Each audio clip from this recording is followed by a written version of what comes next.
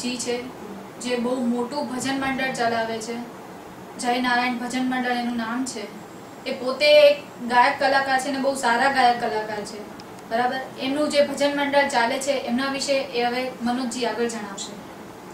દરેક ભાઈ બહેનને જય નારાયણ ભજન મંડળના જય નારાયણ. સૌપ્રથમ તો મારું નામ મનોજ કે પટેલ, મારું ગામ સરડવ. જય નારાયણ ભજન મંડળ એ પણ સરડવનું છે. જય નારાયણ ભજન મંડળ ચલાવવાનો મારો ધ્યેય છોકરાઓને પહેલા તો વ્યસન મુક્તિ, સારા માર્ગે જઈ શકે. અમારો ધ્યેય અહીંયા 1 થી લઈ 1 લાખ રૂપિયાની જે પણ આવક આવે એનો અમે સદુપયોગ કરીએ, નિસ્વાર્થ ભક્તિ કરીએ. અમે પહેલા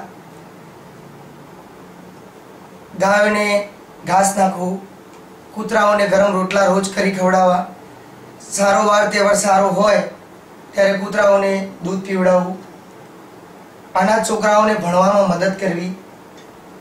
આર્થિક પરિસ્થિતિ નબળી હોય, હોસ્પિટલમાં એની પરિસ્થિતિ ગંભીર હોય, આર્થિક પરિસ્થિતિના કારણે ઓપરેશન અટકી જતું હોય તો ત્યાં અમારું જય નારાયણ ભજન મંડળ પહોંચી જાય. ત્યાં એનું ઓપરેશન ખર્ચ ઉપાડી લઈ અને તેને સારી ટ્રીટમેન્ટ આપી અને ઘરે લાવે. ચકલાઓને દાન નાખવું, આ અમારો જય નારાયણ ભજન મંડળનો ધ્યેય છે. તમારો જય નારાયણ ભજન મંડળનો ધ્યેય ખરેખર બહુ સરસ છે. મને બહુ ખરેખર ગમે કે તમે નિસ્વાર્થ એક ભાવે કે કૂતરાને રોટલો નાખવો છે કે અનાથ બાળકોને ભણાવવા છે, કોઈ બી હોસ્પિટલમાં તમે તમારું બી યોગદાન આપો છો. બહુ સારી વસ્તુ છે ભજન મંડળ, જેમાં તમે તમારો 1 રૂપિયાનો બી તમારો સ્વાર્થ નથી. તમે કઈ કઈ જગ્યાએ ભજન મંડળના પ્રોગ્રામ્સ કરો છો એ મને જરા જણાવશો? ગામડે ગામડે સરડવથી 70-80 કિલોમીટરના રાઉન્ડમાં અમે બધા ત્યાં ભજન કર્યા. અમારું અમદાવાદમાં સરડવ, કલોલ, ગાંધીનગર, છત્રાલ, ટૂંકમાં બહુ નામ છે. અત્યારે અમારું બુકિંગ ચાલી રહ્યું છે. આજે 10મો મહિનો ચાલવા છતાં અત્યારે 5મા મહિનાનું બુકિંગ ચાલુ છે. 1 દિવસ છોડીને 1 દિવસ, 1 દિવસ છોડીને 1 દિવસ અમારું ભજન મંડળ ચાલી રહ્યું છે. તમારી આ ભજન મંડળની જે કાર્યરતતા છે બહુ સારી છે, બરાબર છે. તમે જે આ કાર્ય કરો છો આગળ એને કઈ રીતે તમે વધારવા માંગો છો એ જરા જણાવશો? જય નારાયણ ભજન મંડળના સભ્યો અમુક છોકરાઓ નાના નાના કોલેજ કરતા હોય, કોઈ ખેતી કરતા હોય, કોઈ નોકરી, કોઈ ધંધો, તો કોઈ ટાઈમ કાઢી કોઈ સારા સ્થળે, કોઈ ભાવિ સ્થળે ફરી શકતું નથી. તો જય નારાયણ ભજન મંડળ 12 મહિના સુધી ભજન કરતા હોય તો એની ટૂર ગોઠવતા હોય ને સારી ધાર્મિક સ્થળે, રણુજા હોય, ગોકુળ હોય, મથુરા હોય, વૃંદાવન હોય, ડાકોર હોય, વીરપુર હોય, કે જે સ્થળે જઈ અને ત્યાં જલારામ બાપાની પાછળની બેગ બધું જાણતા હોય. ડાકોરમાં બોડા રાણા ક્યાં, એમનું ઘર ક્યાં, ગંગાબાઈની વારી, તો બધું અનેક વસ્તુ, ગોકુળ, મથુરા, વૃંદાવન, કનૈયાની ક્યાં રાસલીલા થતી, આ બધું જાણી અને પછી ભજન ગઈએ.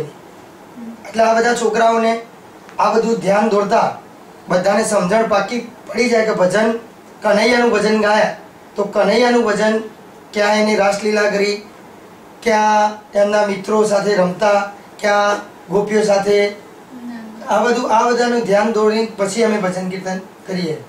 તમે લોકોને તો સારું આપો જ છો, સારી સેવા પૂરી પાડો છો નિસ્વાર્થ, સાથે સાથે તમે તમારું જે ભજન મંડળ છે એનું પણ તમે ખૂબ સારી રીતે ધ્યાન રાખી રહ્યા છો કે એ લોકોની જે જરૂરિયાત છે કે એ લોકોને જે જાણવું જોઈએ એ બધું પણ તમે સારું જણાવી રહ્યા છો. બહુ સરસ છે, બહુ સરસ છે. તમારી મતલબ પ્રોફાઇલ બી બહુ સરસ છે. તમે પોતે પણ આવી સેવા બહુ નિસ્વાર્થ આપી રહ્યા છો કે જે અત્યારે નિસ્વાર્થ ભાવે આપવું આ દુનિયામાં એ વસ્તુ બહુ મોટી વસ્તુ છે, બરાબર છે. તમે માય ફિલ્મી દુનિયા સાથે જોડાયા, અમારી સાથે વાતચીત કરી, અમારી સાથે મળ્યા કરાવ્યા. તમને માય ફિલ્મી દુનિયા વિશે તમારું શું કહેવું છે? માય ફિલ્મી દુનિયામાં તો પહેલાં તો મને ભાઈ મળવા આવ્યા તો ત્યારે તો પહેલાં મારી Dhruvi video and Dhruvi films મારી કંપની છે. એમાં ગુજરાતી આલ્બમો, વિડીયો શૂટિંગ, ફોટોગ્રાફી, આ મારો મૂળ ધંધો એ છે.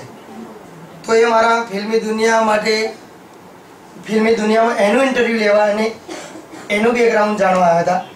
પણ મેં એમને એવું કીધું કે મારી વિડીયો શૂટિંગ ફોટોગ્રાફીને મારો બિઝનેસ તો ચાલતો જ રહેશે, પણ એ ચાલવાનું કારણ મારું જયનારાયણ ભજન મંડળ. જયનારાયણ ભજન મંડળ મેં કીધું એમને કે ભાઈ ફિલ્મી દુનિયામાં ધ્રુવી વિડીયો નહીં પણ જયનારાયણ ભજન મંડળનો મારે બેકગ્રાઉન્ડ આપવું છે. તો એમને ઇન્ટરવ્યુ જયનારાયણ ભજન મંડળનું લેવાનું છે. બરાબર છે. માય ફિલ્મી દુનિયા અમે જે જેનામાં કલાકારી છે એને અમે આગળ વધારવાનું કામ કરીએ છીએ, જેમાં તમે પણ અમારો સાથ આપો છો. જે કળા છે લોકોમાં પડી છે, બહુ સરસ બહુ સરસ, એક અમે માધ્યમ આપીએ છીએ જે તમે જાણો છો, તમે અમારી સાથે છો. બરાબર છે. આ વસ્તુમાં બી એ બી અમારું ગુડ લક છે કે ના તમે અમારી સાથે છો. બરાબર છે. થેન્ક યુ સરજી. સરસ છે. તમે ભજન બી બહુ સારા ગાઓ છો, તો અમે એવું છે કે તમારા ભજનનો લાભ અમને બી થોડો તમે આપો, થોડો અમને ગાઈને સંભળાવો. પહેલા તો આ મારી મિસિસનો પરિચય કરાવું. રોશની મારી મિસિસ. જો આનો સાથ ના હોય તો હું ભજન પણ ના કરી શકું, ધંધો પણ ના કરી શકું. કોઈ પણ સારું કાર્ય કરતા હોય એની સક્સેસ મળતી હોય તો એનો ધ્યેય મિસિસને જ જતો હોય. ભજન કનૈયાનું સંભળાવીશું ને? અરે શ્યોર, કનૈયાનું સંભળાવો, તમને જે ઈચ્છા પડે. લાગે લાગે રે કેવો લાગે રે કાનો, લાગે કાળો ને કાનો કામણ ગારો, એ જૂના તે ગઢમાં જાય મારો કાનો, જૂના તે ગઢમાં જાય મારો કાનો, નાગરી નાથને જમાડે મારો કાનો, લાગે લાગે રે કેવો લાગે રે કાનો. Thank you.